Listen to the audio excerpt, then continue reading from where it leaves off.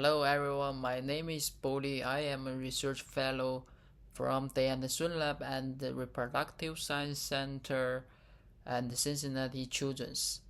My research is mainly focused on mouse uterine glandular development.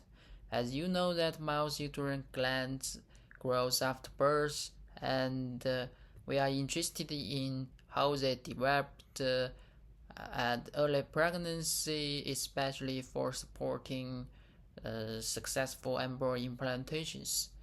As you can see that uterine glands become well branched on day 4 of pregnancy.